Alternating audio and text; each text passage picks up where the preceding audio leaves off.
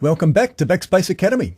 In this lecture, we're going to finish up with our overview of AWS by looking at the developer, media, mobile, migration, business productivity, and finally, Internet of Things services. We'll then finish up with a look at one of those services, Amazon Workspaces. AWS Cloud9 is an integrated development environment running in the AWS cloud. It allows you to deploy servers directly to AWS from an integrated development environment. We'll be using Cloud9 extensively if you go on to the Developer Associate pathway with Backspace Academy. AWS CodeStar makes it easy to develop and deploy applications to AWS. It can manage the entire CI/CD pipeline for you. It has a project management dashboard, including an integrated issue tracking capability powered by Atlassian Jira software. AWS X-Ray makes it easy to analyze and debug applications. This provides you with a better insight to the performance of your application and the underlying services that it relies upon. AWS Code Commit is a Git repository, just like GitHub, and it's running in the AWS cloud. AWS Code Pipeline is a continuous integration and continuous delivery service, or CI/CD for short. It can build, test, and then deploy your code every time a code change occurs. AWS Code Build compiles your source code, runs tests, and then produces software packages that are ready to deploy on AWS. AWS Code Deploy is a service that automates software deployments to a variety of compute services, including Amazon EC2, AWS Lambda, and even instances that are running on premises. We'll be using Code Pipeline, Code Build, and Code Deploy quite a bit if you're going on to do the Developer Associate pathway with Backspace Academy. We'll be creating a fully integrated CI/CD pipeline that will automatically package Node NPM packages and run tests using Mocha before deploying to an AWS environment.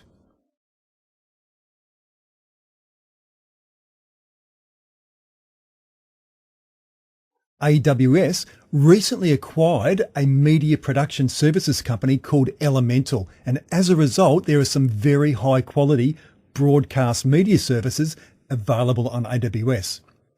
AWS Elemental Media Convert is a file-based video transcoding service for converting video formats for video on-demand content.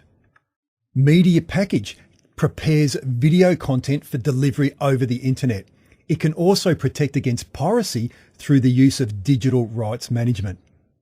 Media Tailor inserts individually targeted advertising into video streams. Viewers receive streaming video with ads that are personalized for them. AWS Elemental Media Live is a broadcast-grade live video processing service for creating video streams for delivery to televisions and internet-connected devices. Elemental Media Store is a storage service in the AWS cloud that is optimized for media. And finally, Amazon Kinesis Video streams video from connected devices through to the AWS cloud for analytics, machine learning, and other processing applications.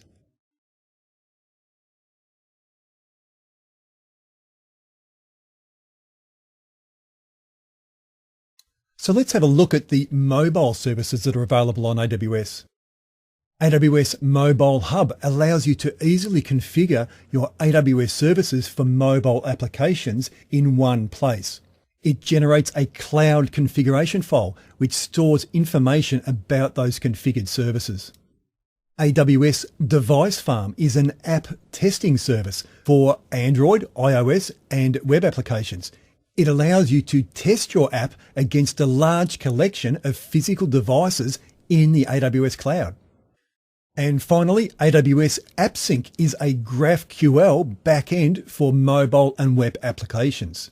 If you're a developer and you don't know what GraphQL is, then make sure you go out and find out, because it is absolutely revolutionizing the way we think about data.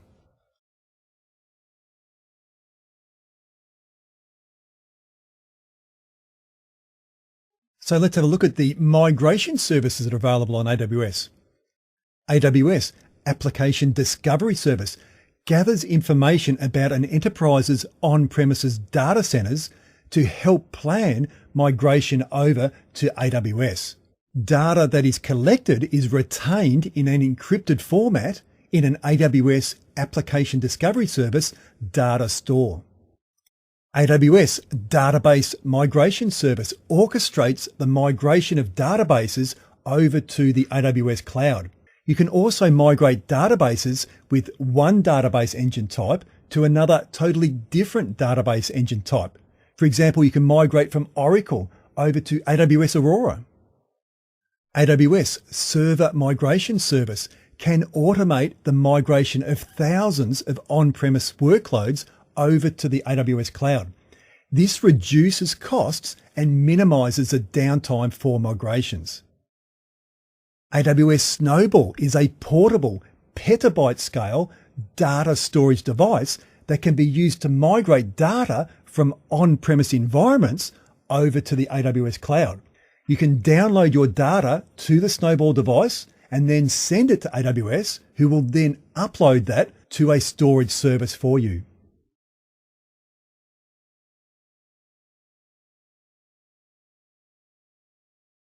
So let's have a look at the business productivity and desktop streaming applications. Amazon WorkDocs is a secure, fully managed file collaboration and management service in the AWS cloud. The web client allows you to view and provide feedback for over 35 different file types, including Microsoft Office file types and PDF. Amazon Workmail is a secure, managed business email and calendar service. Amazon Chime is an online meeting service in the AWS cloud.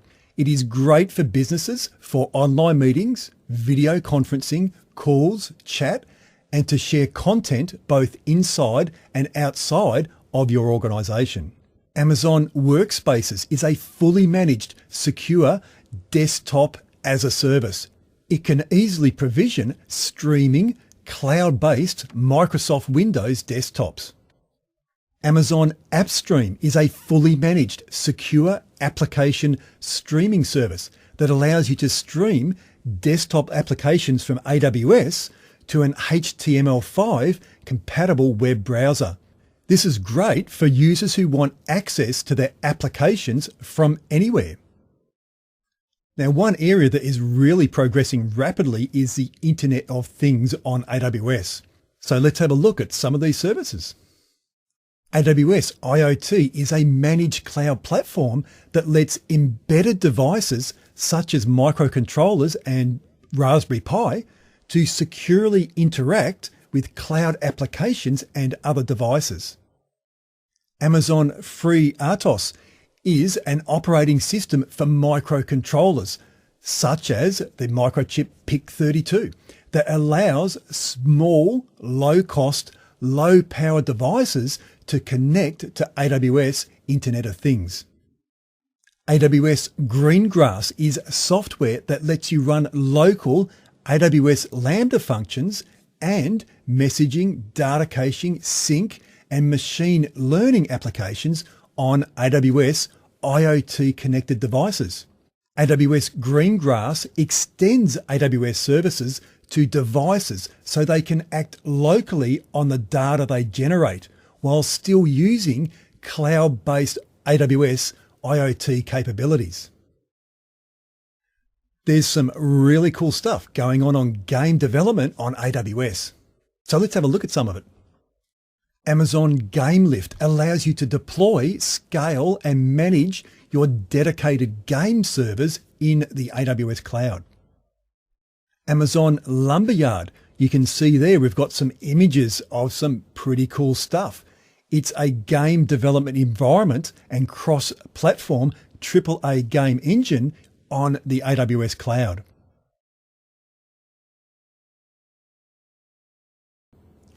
So let's have a look at one of these services, AWS Workspaces.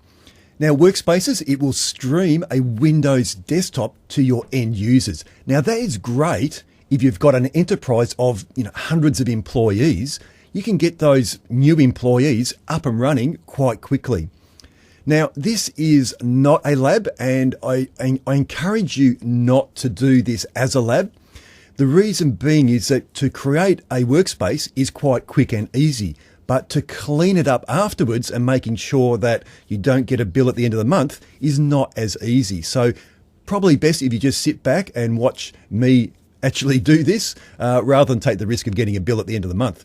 So first off, we go to services, and then we go to workspaces, and that will take us in to the workspace management console. And if we've never created a workspace before, we'll get this screen here. So we can click on Getting Started or Get Started Now, and we'll do the quick setup. And we're going to use a standard with Windows 10. And what we've got to do now is that we've got to put some users in. So I'm just going to put myself in, or put someone in as a user.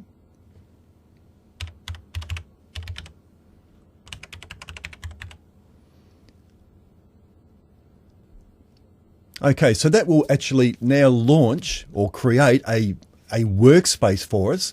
And this user, Joe Blogs, will be able to access that just the same as they would access that on a normal desktop environment. So we'll now click this Launch Workspaces. So we can see now it's now being launched. It's not an instantaneous action. It will take quite some time before this workspace appears. Okay, so after about half an hour, we've got this available. It normally takes about 10 minutes to get to the pending status, and then about another 20 minutes or so to get to the available status. So once it's available, what we can do next is that we can get our user that we've created, and if we created multiple users, they would be listed here, and we can invite that user. So we just click on Invite, and it will send an invitation email with a link. So we click on Send Invite, and that will be sent. And then once that's done, then that account for this desktop environment will be validated. So what we can do now is we can expand this here, and we can go to the client's link. So we go to that, and what we can do from here is that we can download the application that will install on our desktop that will connect to this desktop stream. So we can download it for Windows, Mac, tablet, whatever. But once we've downloaded that, we're going to have an environment that's going to be very similar to a native environment on our desktop. So once you receive that invite email, you'll get a screen like this where you can put your password or set your password there. Once you've done that, click on Update User. And what you can do then is install the Workspaces client, which is what I'm going to do now. And then you'll get a key to actually log into that. Okay, so I've installed Workspaces desktop client, and I've got my email that has my registration code, and all I need to do is put that in there and register. And now I just sign in with my credentials.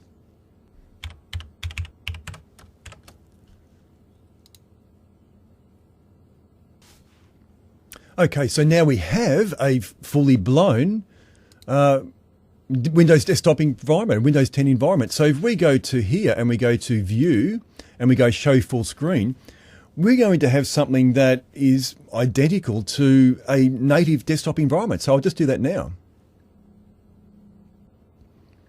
And there we go. We've got a full-blown Windows desktop. There is nothing to distinguish that from anything else. So we've got all our applications that will be part of that workspace down here.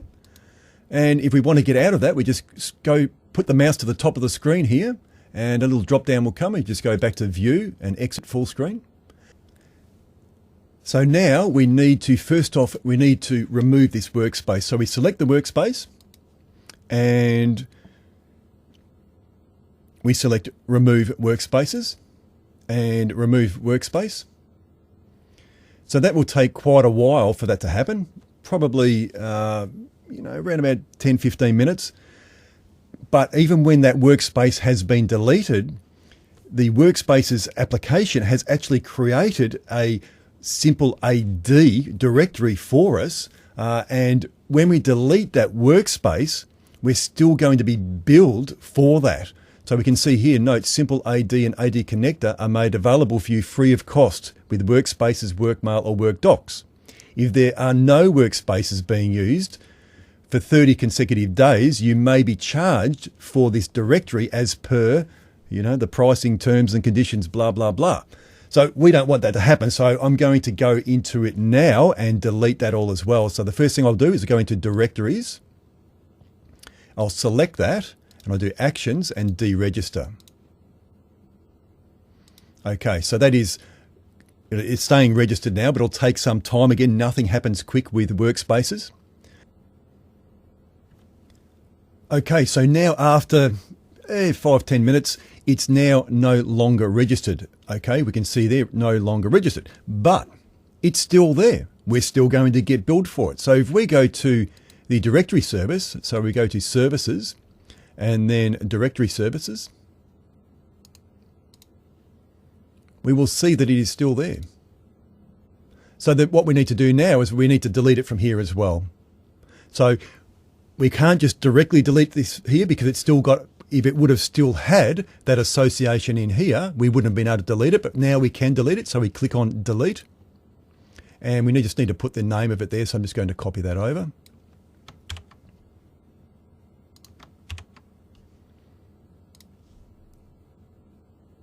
Okay, so that status is now deleting. So that has cleaned that all up for us. And that brings us to the end of this hands-on session. Again, it's not a lab.